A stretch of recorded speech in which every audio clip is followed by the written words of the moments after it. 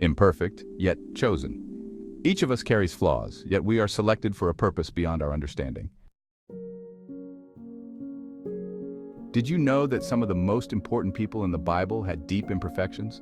Moses stuttered, David committed adultery, and Paul persecuted Christians before his conversion, and yet God used them mightily.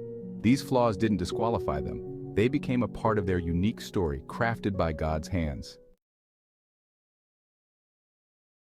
We all have imperfections, flaws, and past mistakes that make us feel unworthy or incapable. It's easy to see our shortcomings and believe we're too broken to be of any use. But what if these very imperfections are what God wants to use to shape our destiny? Meet Sarah. She always felt she had to be perfect, to meet every expectation and never falter. But life wasn't that kind. She made mistakes, big ones, and felt like she had failed herself, her family, and God. The more she tried to hide her flaws, the more isolated she felt. But one day, Sarah found solace in a simple yet profound truth. God's grace is sufficient.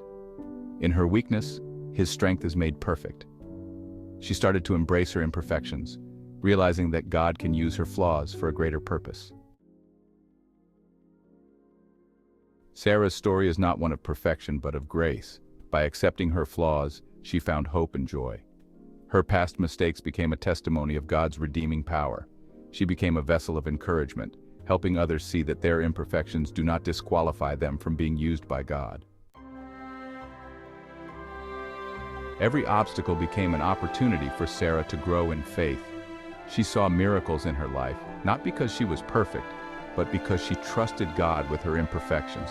Her faith in difficult times taught her that God's strength shines brightest when we are at our weakest.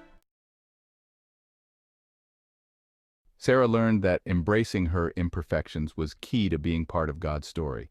Her struggles and flaws were not the end, but the beginning of a journey filled with purpose and meaning. So what about you? Are you hiding your imperfections, feeling unworthy of God's love and purpose?